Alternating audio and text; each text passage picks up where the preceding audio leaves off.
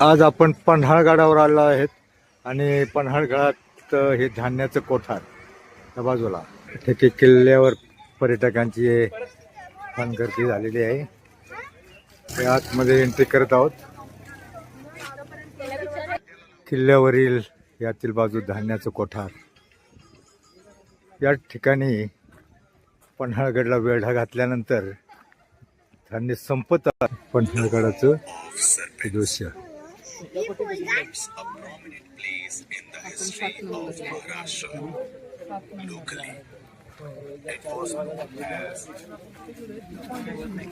सज्जा कोठी, रेडे महाल, सोमेश्वर तलाव, ग्रामदेवता, महालक्ष्मी मंदिर, नरवी शिवाकाशित पुतळा, प्रवेशद्वार व 4 दरवाजा, रामचंद्र बत्ता, माती समिती, नागझरी, पराशर गुहा, माहितीचा सज्जा, दुतोंडी बुरुज, खोकड तलाव, राजदिंडी मार्ग, वाघ दरवाजा, कोसाठी बुरुज, अंबारखाना, छत्रपती शिवाजी महाराजांचा राजवाडा, गोपाळ तीर्थ, 3 दरवाजा, महाराज ताराबाईचा राजवाडा, अंधारबाग.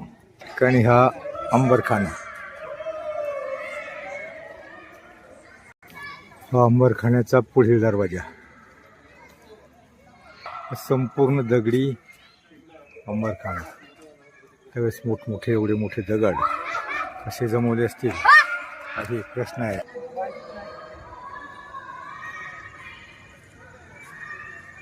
आणि आतमध्ये गोंगाट केलेला आहे.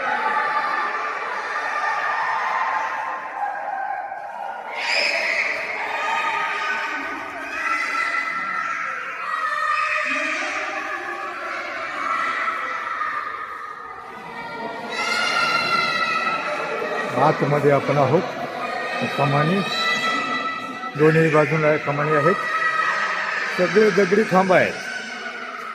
असे शिल्प सगळे दगडी खांब आहेत.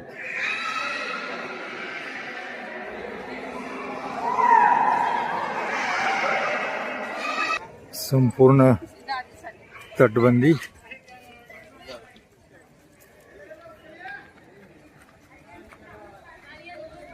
संपूर्ण तटबंदी ही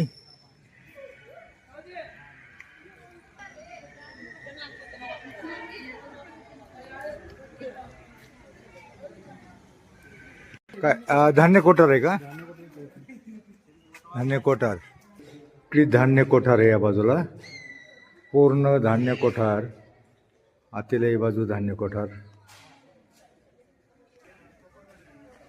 संपूर्ण धान्याचं कोठार.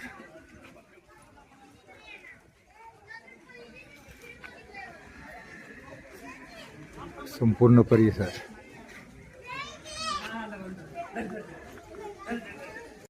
हा आपण ते संपूर्ण धान्याचं कोठार. यावेळेस आतमध्ये वटवा गोळांनी घर केलंय. शिवरायांच्या काळामध्ये संपूर्ण दगडामध्ये बघा, वर कमान आहे दगडामध्ये.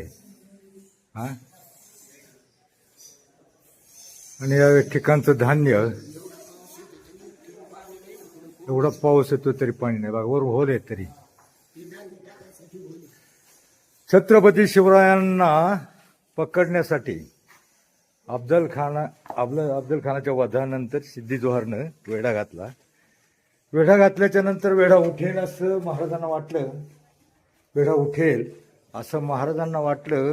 पावसाळा आलाय. पावसामध्ये कंटाळून मोगल निघून जातील, परंतु तसं काही झालं नाही. आणि सिद्धीनं वेढा आणखी आवळला, मजबूत केला. आणि त्याच वेळेला ही सगळी धान्याची कोठारं गडावर 3-4 हजार जे मावळे होते 6 महिन्यामध्ये संपली. आणि धान्य संपल्यावर मोठा पेच निर्माण झाला. राजांना वाटलं आता काहीतरी आयडिया केलं पाहिजे. म्हणून असं ठरलं कुणीतरी नकली शिवाजी बनवून 2 पालख्या बनवायच्या. एका पालखीमध्ये शिवाजीचा पेहराव केलेला माणूस बसवायचा. ती पालखी मुख्य दिंडी दरवाजाने जाईल. आणि मग त्याच वेळेला छत्रपती शिवाजीराजे ती पालखी पकडली गेल्यावर तिकडे गलका होईल. संधी गहाल होतील आणि मागच्या दरवाजानं निघून जातील. परंतु प्रश्न असा होता, शिवाजी कोण होणार? शिवाजी कोण होणार म्हणता म्हणता प्रत्येक सैनिक त्यावेळेचा पुढे आला आणि म्हणतो मी होतो शिवाजी.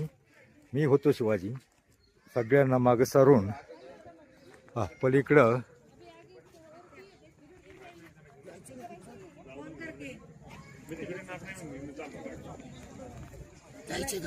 हा पलीकडं तिमाचे आहे.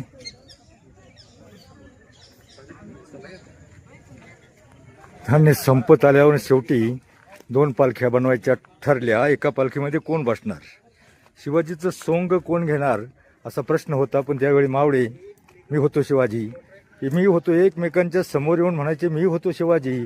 त्या सगळ्यांना मागं सारून हवी समाजातला एक तरुण जो सैन्यात नुकताच भरती झाला होता तो म्हणला मी होणार शिवाजी, मी डिक्टो राजासारखा दिसतो.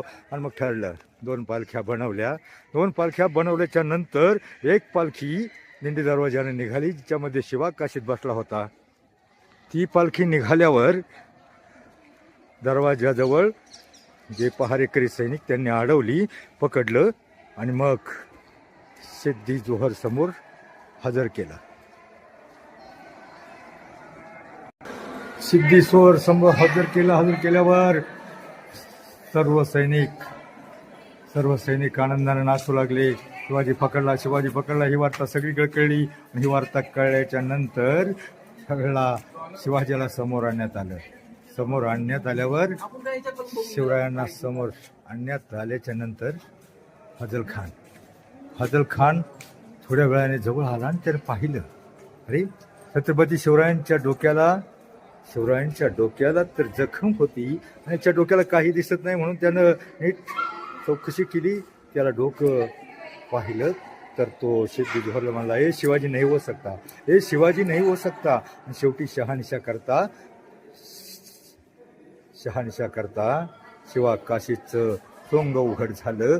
सोंग उघड झाल्याच्या नंतर त्याला सिद्धी जोहर रागाने लाल झाला आणि आपली तलवार उपसली. त्याच्यावर सपासप वार केले आणि रक्ताच्या चिळकांड्या उडत असताना शिवा काशीत खाली कोसळल्याच्या नंतर त्यावेळेला तरी खाली रक्ताच्या थावळ्यात पडलेला असताना शिवा काशी हसत होता, आनंदानं हसतच होता. मग ते पाहून सिद्धी चक्रावला, ऐ हसताय साला, पागल है क्या. त्यावेळेस शिवा काशीत म्हणला पागल नाही, भाग्यवान आहे, हसतोय याच्यासाठी हसतोय.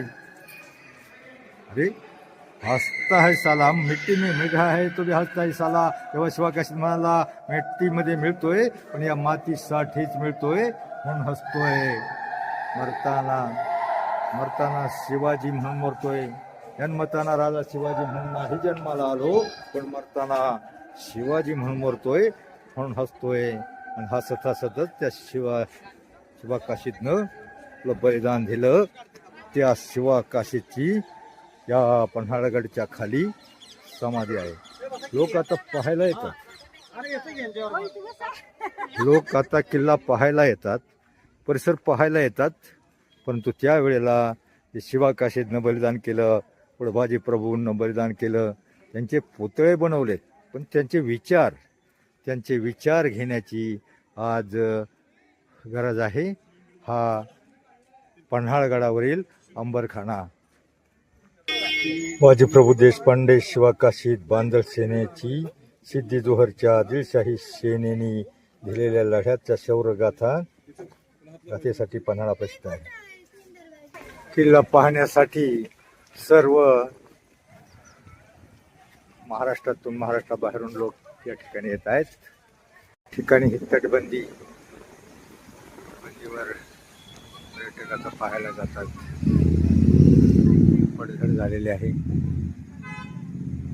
किल्ल्याची तटबंदी पुढचे सेवेकरी दत्तात्रय भुजबळ तटबंदीवर चढतायत. ही खाली तटबंदी संपूर्ण. राजे विशाळगड कोणत्या बाजूला? तटबंदीचे बुरुज ढासळलेले आहेत. पर्यटक पाहण्यासाठी येतात. तटबंदीच्या इतक्या जाड भिंती पूर्ण. पलीकडल्या बाजूला दिसते ते मसाई पठार आणि मावळखोऱ्याचा खालील परिसर.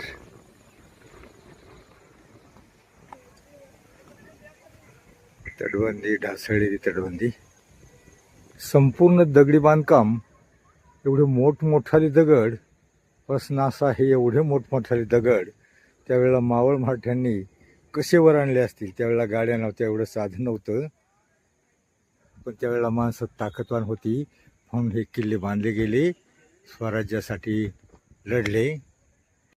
पायरीचे मोठमोठे दगड आणि भिंती सगळ्या मोठमोठ्या दगडांच्या कशा बांधल्या असतील, हा एक प्रश्न आहे.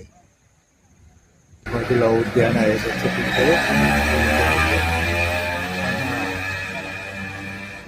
इकडच्या बाजूला अंबरखाना. हा छत्रपतींसाठी, स्वराज्यासाठी घरातील पडलेल्या शूरवीर बाजीप्रभूंचा पुतळा. हा शूरवीर बाजीप्रभूंचा पुतळा. हा एक बुरुज या ठिकाणावर दिसतोय. वीर बाजीप्रभू देशपांडे 1960 जुलै महिन्यात आदिलशाही सैन्याने गडाला घातलेल्या वेढ्यातून पन्हाळगडात वरून निष्ठून विशाळगडाच्या दिशेने गेले. विशाळगडाकडे दौडत असताना महाराजांच्या मागे आलेल्या आदिलशाही सैन्याला खोडखिंडी थोपवण्याचे काम बाजीप्रभू आणि त्यांच्या बरोबरच्या बांधलमाव्यांनी केले. बाजीप्रभू आणि बाजवांच्या रक्ताने घोडखिंड पावन झाली. बाजीप्रभूच्या शौर्याचे प्रतीक म्हणून पन्हाळगडावर हा पुतळा बसवण्यात आला आहे. हा पुतळा प्रख्यात शिल्पकार रवींद्र मिस्त्री यांनी तयार केलेला आहे. पन्हाळा गिरीस्थान, पन्हाळा नगर परिषद. आणि हा लढवय्या वीर शिवा काशीदचा हा पुतळा त्या ठिकाणी बसवण्यात आला आहे. शिवरत्न वीर शिवा काशीद असा हा पन्हाळगडावरील व्हिडिओ. बाजीप्रभू शिवा काशीदचा पुतळा आणि यांचा इतिहासातून घेतलेली प्रेरणा समाजाने काय घ्यावी हा खरा प्रश्न आहे. समाजासाठी ज्यांनी बलिदान केलं तो समाज यांची किती कदर करतोय, किती जाण कसा वागतोय हा खरा प्रश्न आहे. धन्यवाद.